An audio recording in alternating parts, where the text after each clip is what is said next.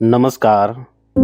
आज हम एक ऐसे विषय पर चर्चा करेंगे जो सुनने में थोड़ा भारी लग सकता है, लेकिन यह जीवन का सबसे बड़ा सत्य है।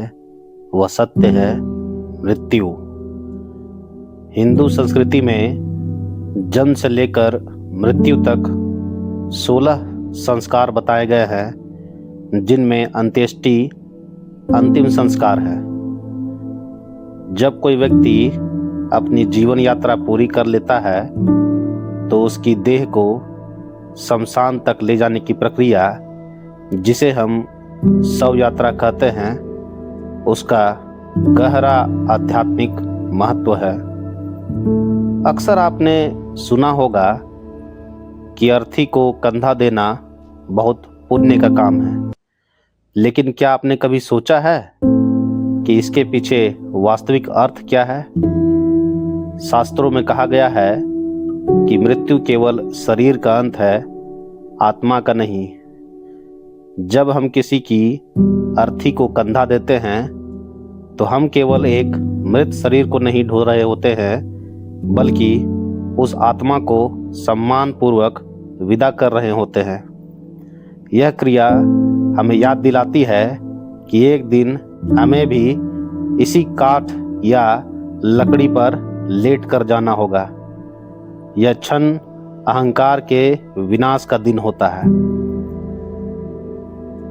हिंदू धर्म ग्रंथ, विशेषकर गरुड़ पुराण, विस्तार से बताता है कि अर्थी को कंधा देने वाले व्यक्ति को क्या क्या प्राप्त होता है। शास्त्रों के अनुसार यदि कोई व्यक्ति किसी ब्राह्मण या किसी भी पुण्य आत्मा की अर्थी को कंधा देता है तो उसे एक अश्वमेध यज्ञ के समान फल मिलता है। यह कोई छोटी बात नहीं। पुराने समय में राजा महाराजा अपनी शक्ति और शुद्धि के लिए यज्ञ करते थे, लेकिन एक साधारण मनुष्य केवल सेवा भाव से यह फल प्राप्त कर सकता है। जाने अनजाने में मनुष्य से जो गलतियां होती हैं, किसी मृत व्यक्ति की अंतिम सेवा करने से उन पापों का भार कम हो जाता है। मान्यता है कि अर्थी के साथ चलने वाले व्यक्ति के हर कदम के साथ उसके संचित पाप नष्ट होते जाते हैं। शव यात्रा के दौरान जब हम राम नाम सत्य कहते हैं या जाप करते हैं तो यह केवल एक नारा नहीं है, वह सत्य की घोषणा है। उस व्यक्ति का मन सांसारिक मोह माया से कटकर ईश्वर की शरण में होता है। आपने देखा होगा कि शव यात्रा में लोग बार बार कंधे बदलते हैं। इसके पीछे सामाजिक और आध्यात्मिक दोनों कारण हैं। यह इस बात का प्रतीक है कि दुख की इस घड़ी में पूरा समाज और सगे संबंधी परिवार के साथ खड़े हैं। बोझ किसी एक का नहीं बल्कि सबका है। अधिक से अधिक लोगों को पुण्य कमाने का अवसर देना। कहा जाता है कि चौथा कंधा देने का मौका मिलना किसी किस्मत से कम नहीं। अर्थी को कंधा देते समय मौन रहना अनिवार्य है। फालतू बातें करना या हंसना उस आत्मा का अनादर माना जाता है। साथ ही जूते चप्पल पहनकर कंधा देने से बचना चाहिए, क्योंकि यह एक पवित्र संस्कार है।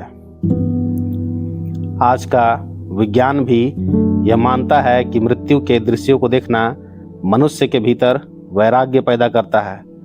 इसे शमशान वैराग्य भी कहा जाता है। जब आप किसी को कंधा देते हैं तो आपका मस्तिष्क यह स्वीकार करता है कि पद, पैसा और प्रतिष्ठा सब यहीं रह जाएंगे। यह अनुभव व्यक्ति को दयालु और विनम्र बनाता है। जब हम अर्थी के संपर्क में आते हैं तो हमें जीवन की ऊर्जा की कमी का एहसास होता है, जिससे हम अपने जीवित होने के महत्व को समझ पाते हैं और स्वास्थ्य पर या जीवन के प्रति सचेत हो जाते हैं।